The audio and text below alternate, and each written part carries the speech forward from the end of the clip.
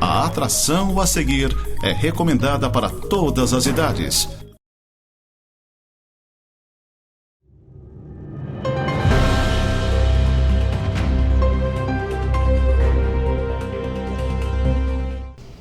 Olá, o Neurotalks está no ar. E hoje estamos com a Juliana Oliveira, que vai trazer para nós umas informações muito importantes no diagnóstico do autismo, né, Juliana? Não necessariamente só do autismo. Certo.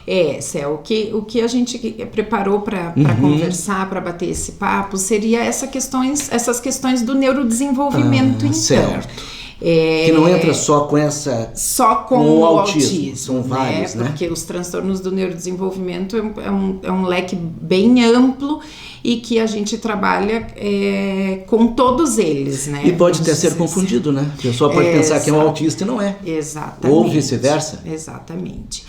Então, para quem não me conhece, eu sou neuropsicopedagoga. E o que seria, né? Qual seria o papel do neuropsicopedagogo dentro dessa neurodivergência? Certo. Então, a gente já, partindo do nome, neuropsicopedagogo, nós já temos essa questão de que o papel do neuropsicopedagogo é trabalhar com as questões do cérebro, certo. Estudar o sistema nervoso. Psico, que é trabalhar com essa parte da psique, da emoção, do comportamento da pessoa. E pedagogo, que é referente à aprendizagem. Isso mesmo. Então, através desse estudo do sistema nervoso, do indivíduo, da criança, do adolescente, e correlacionando com as emoções e com o comportamento, a gente estuda como a aprendizagem acontece.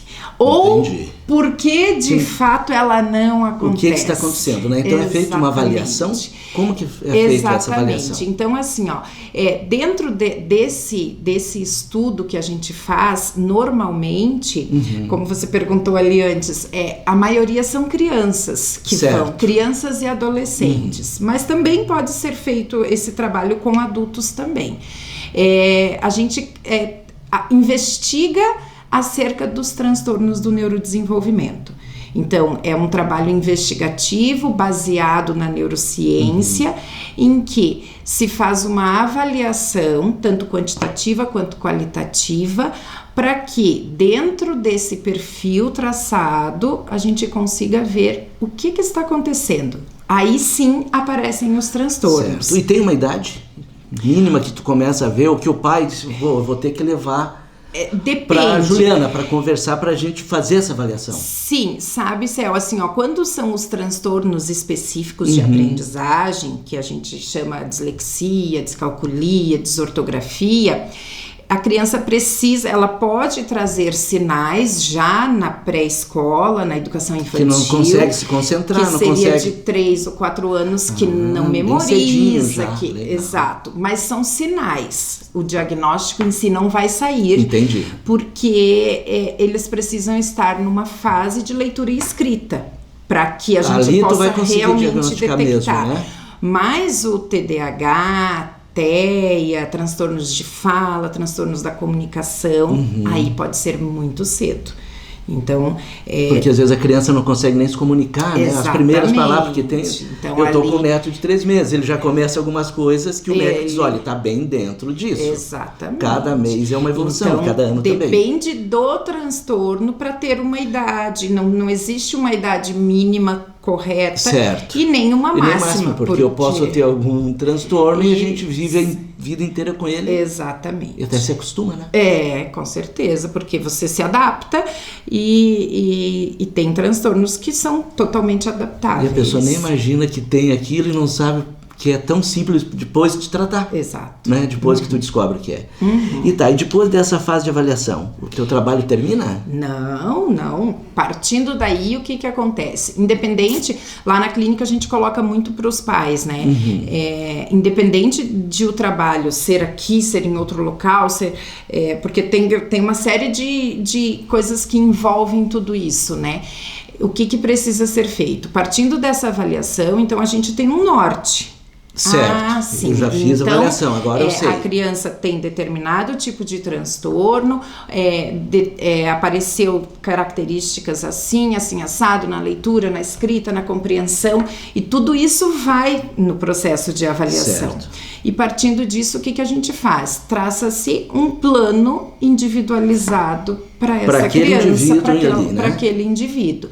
Então é importante que os pais e a escola também esteja ciente de que esse plano ele é individualizado. O que é isso? Porque eu tenho várias crianças com TEA, por exemplo, mas nem todas têm as mesmas características. Transtorno do espectro autista. Ah, tá.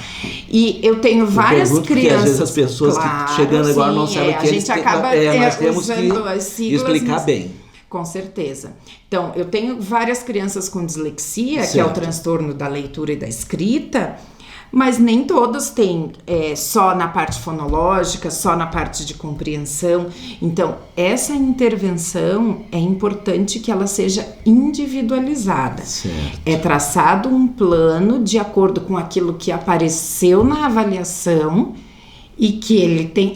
então ela já alcançou todas essas habilidades, passamos para as próximas e assim por diante. Certo. Então, por exemplo, uma criança que tem um TDAH, que é o transtorno do déficit de atenção, eu posso até trabalhar com a escrita, mas eu vou focar no quê? Na memória de trabalho, na atenção sustentada. Então não tem como eu ter um plano se eu não ter uma avaliação. E tem crianças também que às vezes, por elas não estar tendo essa atenção, é porque elas estão um pouco além?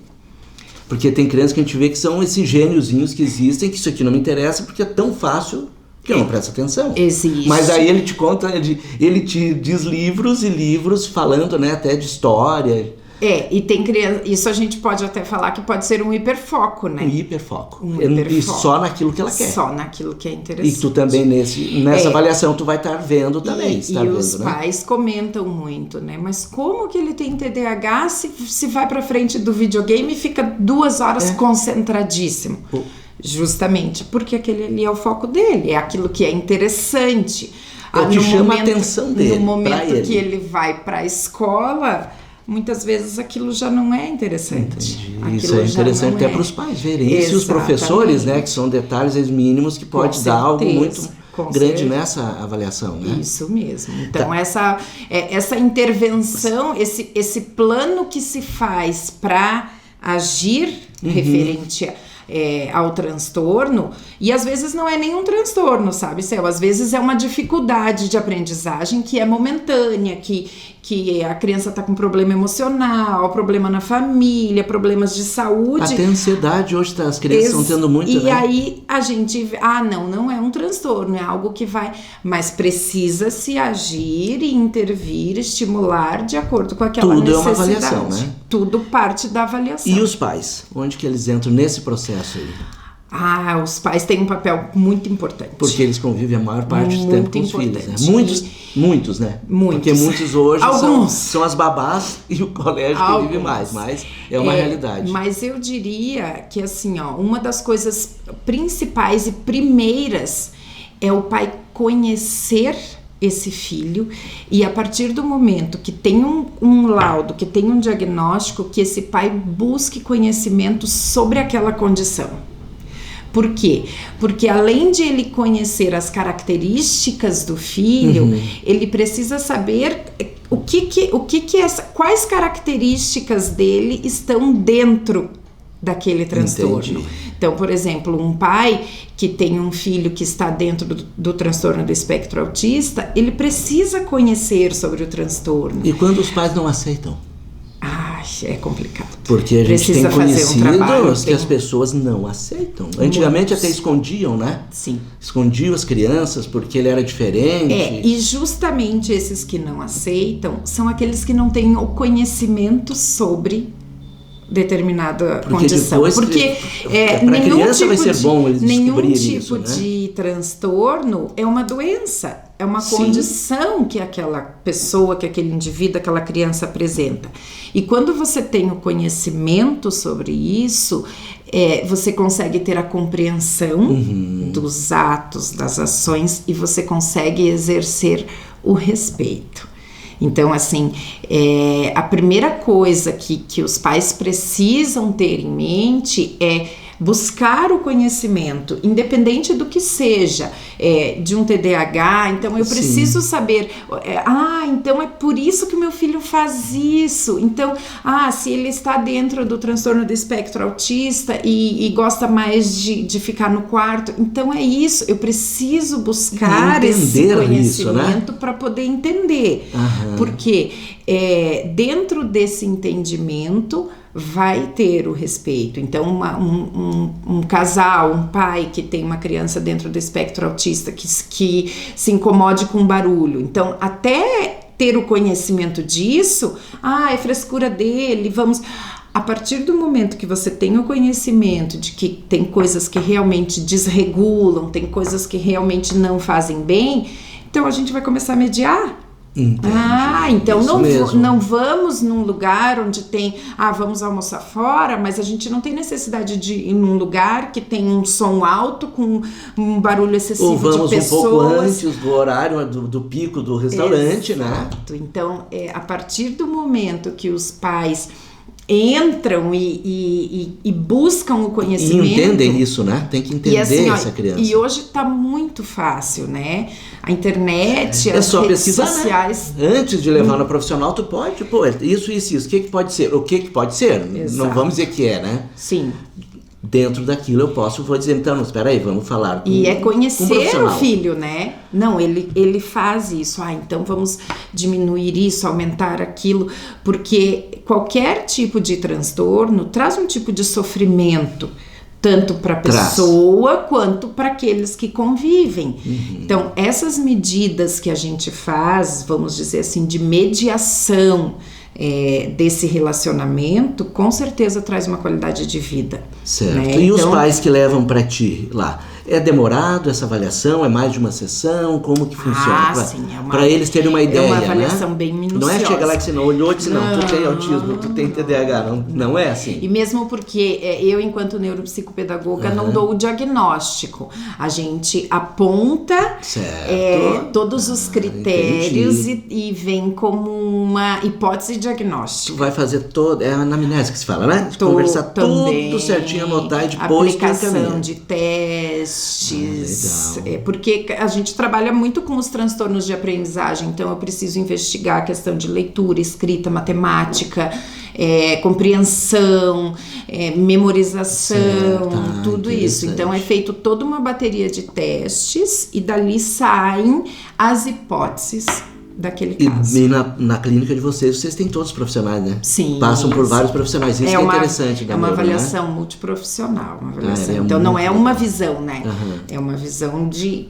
cada um tem uma visão e dentro da sua área e a gente junta tudo. Então, resumindo, o pai é um papel muito importante, é conhecer o seu filho. Exato. Prestar atenção. E aí a gente põe... E não só largar na frente de uma televisão ou de um videogame e esquecer, né? Porque daí ele fica calmo.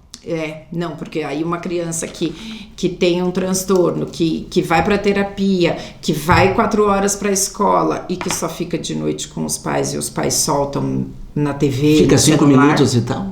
Aí não tem como conhecer, né? Que a gente já falou em outros programas, até o alimento, né? Que escolhe só um tipo de alimento, tudo. Sim, existe uma seletividade e tudo isso é trabalhado, tanto em casa quanto e na pode parte ser um clínica. transtorno que ele diz, eu só gosto de sopa ou só gosto de Doritos com um suquinho de laranja daquele. É complicado formato. eu te dizer que pode ser um transtorno. Mas tu tem que estudar. Existe dentro de um transtorno um dos critérios que é a seletividade alimentar. Entendi. Nem tudo é. Nem tudo um exemplo, é. A minha filha adora ver televisão com guaraná e comendo salgadinho. Mas nem janta depois. Mas nem por isso ela pode está dentro desse transtorno. Então, assim, para os pais, dentro do relatório que vai, depois de toda a avaliação, nós colocamos sempre várias sugestões, reestruturação de rotina, uma dinâmica familiar que possa trazer essa criança para as atividades de vida diária, fazer painel com os horários, com o que cada um pode fazer, porque tudo isso vai trabalhar, além de memória, de organização, vai fazer as conexões neuronais que a gente precisa e que para a vida inteira, né? Porque às vezes se tu desregrar quando é criança, chega um adolescente desregrado. E daí só faz o que quer, não escuta ninguém. E assim, o papel dos pais é muito importante nesse processo de estimulação, de intervenção. E depois de um tempo a gente chama os pais, tem um acompanhamento, coloca tudo que foi alcançado, quais são os próximos objetivos, o que a gente precisa mudar, quais são as próximas sugestões para que eles implementem dentro de casa. Então é muito importante que eles estejam e se façam parte desse processo. E que participem, né? E os pais participam na avaliação também? Tem um momento junto com a criança? Não, com a criança... A criança é ela. Isso, com a criança é ela, até porque tem muita criança que na frente dos pais é uma coisa e fora são conosco é outra. Então, a gente tem filho, a gente sabe, né? Que os filhos... Não adianta. Então, e pai não é amigo, pai é pai. E mãe é mãe. Amigo tem um monte, pai e mãe só tem um. Claro que tem a participação deles, né? Conversas, questionários, entrevistas, e depois, que são muito claro, importantes. Daí tu vai passar o que eles devem proceder com essa criança, né? Então os pais, beleza. E na escola? E para a escola, essa criança foi feita uma avaliação e tá lá o aluninho. E agora? Como proceder? Quando se tem um processo de avaliação, quando se tem um diagnóstico, vamos dizer assim, o papel da escola é fundamental. É o pai que leva esse diagnóstico, né, da escola? Sim, junto e apresenta, minha criança tem essas... Durante a avaliação, até nós não colocamos, durante a avaliação tem a participação da escola também. A escola ótimo. Dá aquele parecer, aquela visão de como é tanto comportamental quanto pedagógico. É bem completo mesmo a avaliação, que interessante, né? Dessa criança, desse adolescente ou até desse adulto, porque a gente faz também avaliação com adultos que já estão na faculdade e assim por diante. Então tem a participação da escola. Pós-diagnóstico, eu digo assim que o papel da escola é fundamental e que às vezes eles não têm noção disso, porque quando se recebe um diagnóstico, você tem ali as possíveis causas daquele atraso. Certo. Você tem ali as possíveis causas daquele desenvolvimento mais lento, daquela dificuldade na leitura. E na avaliação, como ela é muito criteriosa, ela vai trazer quais são os pontos que estão em déficit. E vai ser muito mais fácil para o professor lidar com a situação, né? Muito mais fácil. Professores, sempre tem pessoas que ajudam. Porque ali está explícito quais são as habilidades já desenvolvidas, quais são as necessidades a serem trabalhadas diante daquela criança, daquele adolescente, independente disso. Então, a escola também, quando recebe um diagnóstico, né, a gente pressupõe de que a escola tenha profissionais habilitados e capacitados. As escolas estão preparadas, tanto municipal, estadual e particular? Como que tu vê? Porque tu vive esse mundo, né? E é difícil dizer, porque tem escolas bem preparadas, a gente recebe pareceres, tem um profissional a gente recebe próprio para tratar. Algumas sim. Certo. E tem escolas que ainda não aceitam, que ainda esse mas processo... quando não aceita, que tu diz, as estadual e municipal tem que aceitar, né? Porque não, faz mas parte. quando eu digo não aceita, não é não aceitar o aluno. O Entendo. aluno aceita, mas não aceita entrar nesse mundo. Entendi. Que vai ter que trabalhar da forma que aquela criança precise. Isso. Então, porque é isso que é o papel da escola após e um diagnóstico. E o pai que tem uma criança precisa. Exato. Então, assim como na clínica é feito um plano individualizado, na escola também. Todos os professores, todas as pessoas que têm contato com aquele indivíduo precisam estar cientes daquela condição e precisam fazer pegar essa avaliação e fazer um parecer da onde é que ela está e aonde que eles querem que ela chegue. Certo. Então, por exemplo, uma criança que está num 3º ano e que não está alfabetizada, ela tem um diagnóstico de dislexia, por exemplo. Certo. O que nós vamos fazer perante a escola para alcançar esse processo de alfabetização? Então, existe isso já é lei. Existe uma lei que fundamenta esse processo de inclusão e adaptação curricular. Então, a escola pode fazer uma adaptação curricular, pode fazer atividades adaptadas, pensadas de acordo com a necessidade daquele indivíduo, pode fazer adaptações tanto no espaço quanto, eu digo que são adaptações físicas nas salas de e aula, pedagógicas. Mas como vai fazer adaptações físicas? É só você pensar, uma criança com um transtorno do espectro autista, não ficar perto da porta que tem muito barulho, muito claro, um lugar muito claro, né? Exato, não ficar perto da sirene que toca o sinal, que aquilo vai desregular. Então, tudo isso, só que como que a escola vai fazer isso? A partir do momento que conhece as necessidades daquele aluno. Então, é um plano individualizado também. Então, no nosso relatório, a gente procura, além de ter o contato com essa criança, com essa escola, no processo de avaliação, nós mandamos muitas sugestões e nos colocamos muito à disposição da escola para, vamos dizer trocar assim, essas ideias, trocar né? essas ideias e falar a mesma língua, vamos dizer assim. Tá certo. Então é sugerido a questão se a criança vai precisar de adaptação, se vai precisar mudar o layout das atividades, aumentar, sabe? São coisas tão simples que para eles mexer no computador, aumentar a fonte de uma E o resultado avaliação. É tão grande, né? Exato. É algo tão simples. Aumentar a fonte de uma avaliação, colocar mais figuras, pistas visuais, são coisas assim, o uso de agenda para que a criança possa se organizar. Uma criança que tem TDAH, não esquece tarefa, esquece. Então, a prof tem que estar ali. Anotar. Vamos anotar, tal. Então, até pra gente tem que anotar. Se eu não anotar, tu esquece com essa correria do dia a dia do nosso mundo hoje, né? E as crianças também vivem essa correria. Elas estão juntas conosco, né? Hoje em dia, uma criança vai para a escola, daqui a pouco tem uma atividade extracurricular à tarde, esqueceu a tarefa. E aí? Então, precisa trabalhar muito essa questão individual de cada um.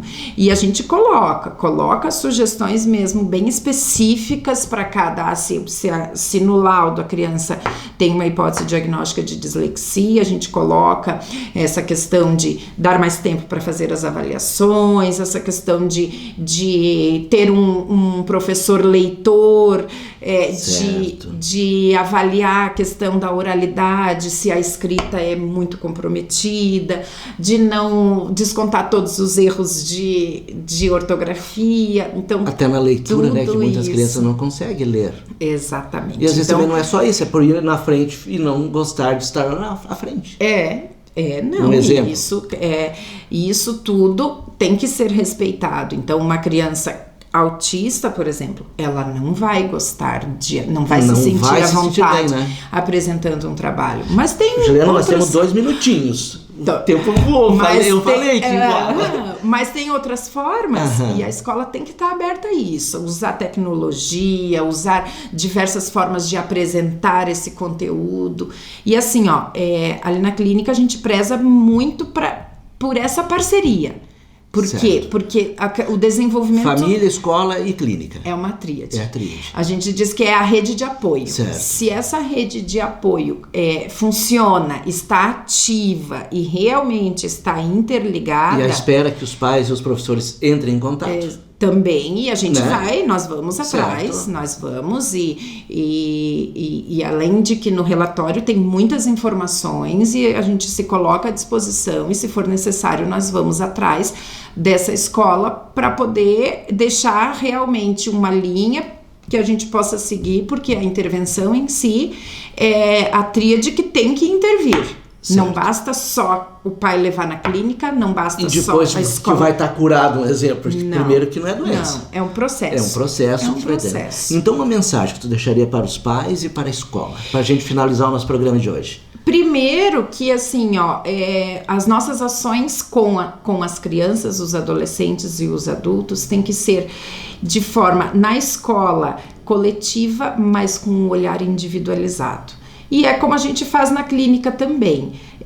Os transtornos existem e as crianças aparecem, mas cada um tem as suas particularidades e cada um tem as suas características. Então, tanto para pais como para a escola, tratar aquela criança como única. Certo. E que, independente do que ela tenha, todos os dias é possível aprender. Toda criança, todo cérebro aprende e pode melhorar esse aprendizado. Todo cérebro nasceu para aprender, dentro das suas possibilidades. Mas o importante é que ele saia de casa. Nós temos os nossos limites. Que ele saia de casa, vá para a escola ou vá para a terapia, e que volte com uma coisa nova. E sempre positiva, né? Porque ela só vai ajudar. Exato. Muito obrigado. Eu que agradeço. Esperamos mais vezes, porque foi bem interessante. Eu acho que dava de conversar mais um programa só sobre isso, escola, principalmente. Tem muitas coisas que a gente pode conversar e ajustar para que o trabalho seja certo. E mais que o pessoal entenda robusto, melhor, né? Para quem tenha uma criança que tu acha algo diferente, vamos pesquisar. Mas qualquer dúvida pode entrar em contato conosco. Deixamos aqui o tempo sociais, inteiro o contato da Neuro, né? Via Neuro. Então, pessoal, muito obrigado por nos acompanhar. Semana que vem a gente está de novo aqui. Obrigado, até mais. Obrigada.